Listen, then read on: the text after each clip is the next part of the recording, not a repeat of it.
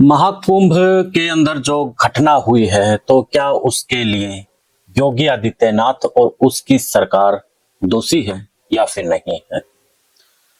योगी आदित्यनाथ और पूरी भाजपा मिलकर के जिस प्रकार से महाकुंभ को लेकर के अपना प्रचार प्रसार कर रही थी, लाखों करोड़ों रुपए बहा रही थी कि एक बार आप महाकुंभ में आइए। देश की जनता धार्मिक आस्था के कारण से महाकुंभ में पहुंची, लेकिन वहां से 30 जाने वापस नहीं आ पाई। कहने के लिए ये जो संख्या है सरकारों के लिए कम हो सकती है, लेकिन उन परिवारों से सब पूछें जिनका लाल गया है, किसी की मां गई है तो किसी की बहन गई है। उस परिवार का दर्द आज क्या होगा जाकर के देखिए। किसी घर का चिराग हमेशा के लिए बुझ गया है तो किसी के घर में अब किलकारी गूंजेगी नहीं। मैं द लंदन टॉप की वीडियो के कुछ इंटरव्यू देख रहा था और उसके अंदर कुछ लोग बता रहे थे कि जब यहाँ पर भीड़ हुई और धक्का मुक्की हुई तो वहां पर सिर्फ 2 पुलिसकर्मी थे। हमारी दुकानें तोड़ दी गई क्योंकि अब भीड़ भाड़ के अंदर वो अपनी जान बचाने के लिए इधर उधर भाग रहे थे। बच्चे बिलख रहे थे, बच्चों को मैंने सहारा दिया।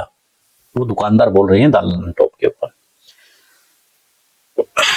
तो बड़ा मार्मिक रहा होगा वो दृश्य। बताया गया कि 144 साल बाद ये महाकुंभ आया है, हमने पूरी इंतजाम किए हैं और इंतजाम अगर किए हैं तो फिर ये घटना क्यों घटी।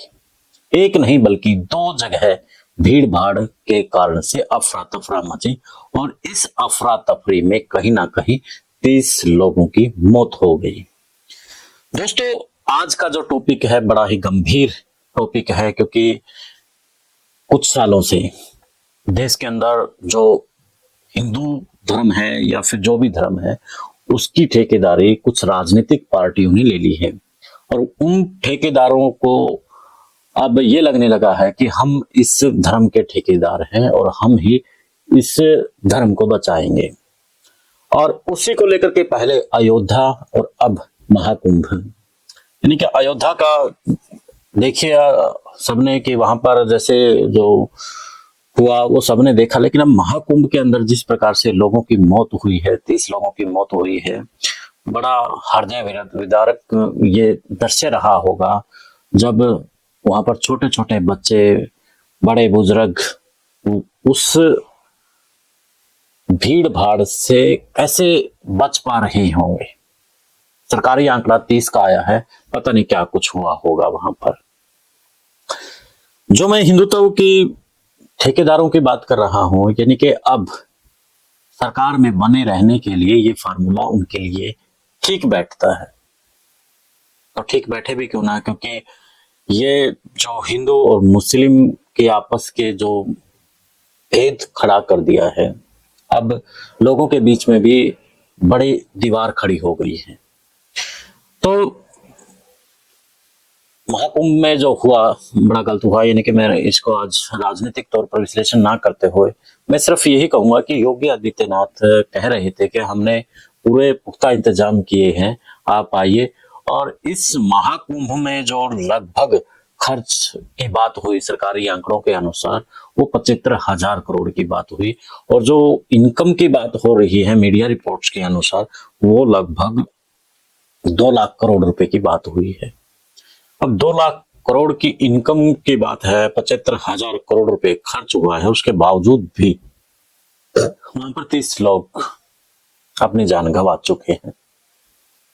हजारों करोड़ रुपए लगने के बाद भी वहां पर इंतजाम सही क्यों नहीं हो पाए, ये बड़ा सवाल इस वक्त देश की सियासत के साथ में देश में घूम रहा है। इतने हजारों करोड़ रुपए लगाने के बाद भी अगर इंतजाम सही नहीं हो पाए तो कहीं ना कहीं सवाल तो खड़े हो रहे हैं। साथियों, 30 लोग मारे गए।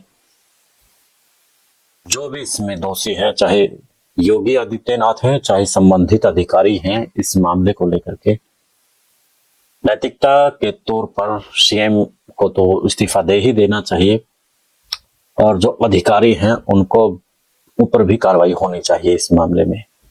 अब ये देश, ये इंसाफ 30 घरों के परिवार मांग रहे हैं।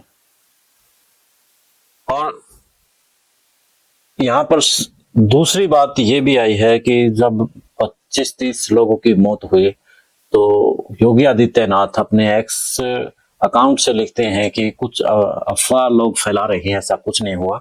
जो संत हैं वो अपना भोजन ले सकते हैं। तो संत समाज भी अब इस बात से योगी आदित्यनाथ पर गुस्सा है कि लाशों के ऊपर हमें भोजन करवाया गया। हम एक दिन का उपवास रख सकते थे, ये हमारा कर्म कांड में है, हमारे से भी पाप योगी आदित्यनाथ ने करवा दिया है।